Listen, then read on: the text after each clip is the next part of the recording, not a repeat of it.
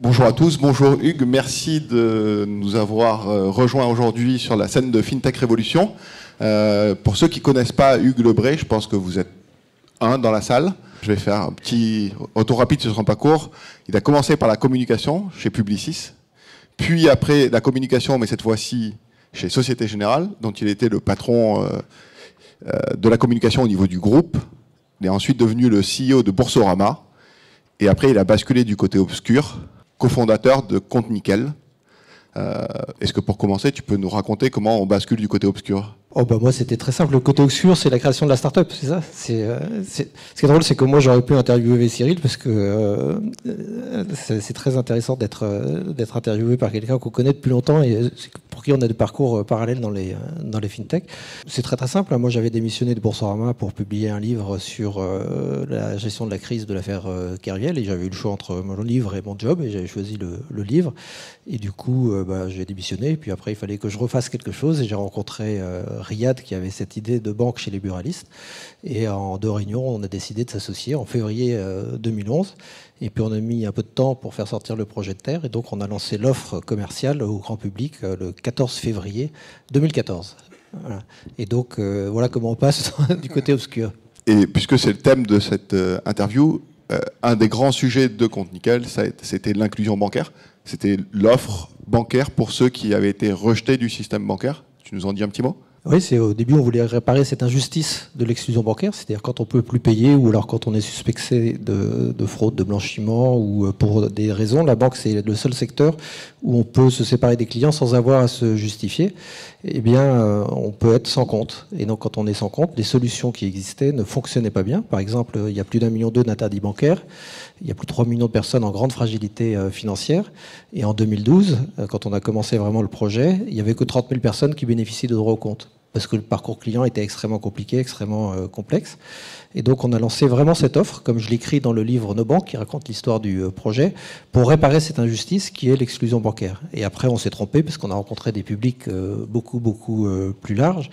Et finalement, on s'est rendu compte que, ça c'est une étude Panorabank qui le montre, qu'il y a 44% des Français qui sont en dépassement d'autorisation de découvert au moins une fois par trimestre, ça fait beaucoup de monde, et que les frais engendrés par les dépassements d'autorisation de découvert, où chaque paiement est un incident et coûte 8 € après avoir franchi la ligne rouge, font qu'il y a des millions de Français qui payent des frais d'intervention, des frais d'incident, des frais de dépassement d'autorisation de découvert, de rejet de prélèvement, de litière détenteur, etc., qui représentent plusieurs centaines d'euros par an. Et en venant chez Compte Nickel, ils ramènent l'ardoise à 46 €. Donc, plutôt que rebancariser les interdits bancaires, eh bien, on est devenu le compte qui permet aux gens de faire plusieurs centaines d'euros d'économie, qui redistribue plusieurs centaines d'euros de pouvoir d'achat à potentiellement 40% de la population. Et comme c'est un compte en temps réel, que c'est un compte tout simple, c'est un compte bloqué quelque part. Chaque opération, on regarde si elle solde. Si elle solde, on paye. S'il n'y a pas de solde, on ne paye pas. Donc ça marche comme un porte-monnaie, mais c'est électronique. On est devenu le compte du paiement sur Internet. C'est 30% de nos paiements cartes. La moyenne nationale, c'est 10,5. Donc il y a 20% de nos clients qui se servent de ce compte-là comme ce compte secondaire pour payer sur Internet. On est devenu le compte du paiement à l'étranger. On est devenu le compte des enfants. Et donc on a ouvert à partir de 12 ans.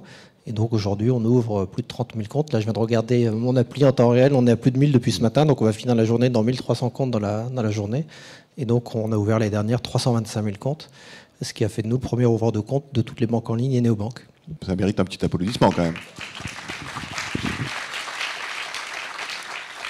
Et c'est gentil de l'applaudir parce que maintenant vient la question Garce. C'était prévu. Hein. J'ai l'habitude avec lui, mais c'est... Évidemment, tout le monde sait, vous avez vendu Compte Nickel à BNP Paribas. Il y a un certain nombre de gens qui ont dit « Hugues est un salaud. Il a vendu les gens qu'il avait sauvés de l'exclusion bancaire aux banquiers. » Et la question numéro 1, c'est « Est-ce que tu es un salaud ou un entrepreneur exceptionnel ?» Ou les deux en même temps. Et l'autre question, c'est « Est-ce que finalement... » c'est pas ce fait d'avoir montré ce chemin de l'inclusion différemment qui a attiré BNP et sa volonté aussi d'amener de la responsabilité sociale. Finalement, est-ce que vous n'avez pas ouvert les yeux à la grande banque plutôt que d'être des salauds ? Pour la grande banque, on est un relais de croissance, on est un laboratoire de technologie. Et effectivement, il y a une dimension responsabilité sociétale environnementale très forte puisqu'on est sur des publics qui sont plus fragiles. Moi, j'assume d'avoir tiré profit du capitalisme pour réparer une injustice sociale. C'est-à-dire que moi, j'ai pas monté une association, j'ai monté une entreprise privée. On a été financé par le capital, on a été financé par 140 actionnaires. D'abord des actionnaires individuels et ensuite des grands fonds d'investissement comme Partech Venture, comme Fidelity. Et donc, on a toujours été une entreprise capitaliste. Et moi, j'aime pas opposer les mondes associatifs, coopératifs et capitalistes. Et d'ailleurs, je discute beaucoup avec Ashoka. Et la grande tendance, c'est de créer des sociétés. Et je considère que les solutions qui marchent, il faut qu'elles s'autosuffisent et qu'elles s'autofinancent et que quelque part, ce soit les clients qui payent et qui fassent que le modèle puisse exister.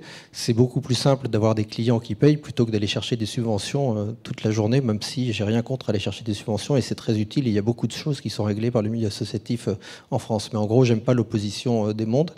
Et à partir du moment où on est capitaliste et on lève, nous on a levé 37 millions en 9 tranches, en 7 tranches, pardon. Et ben à partir du moment où on lève des fonds, ben on a un pacte d'actionnaires. Dans le pacte d'actionnaires, on a une clause de liquidité qui prévoit qu'à un moment, il y a une obligation de moyens, qui n'est pas une obligation de faire. Et nous, c'était 2018. Et donc, le moment s'est cristallisé un an avant ce que prévoyait le pacte d'actionnaires. À un moment, on a dit on a 500 000 clients.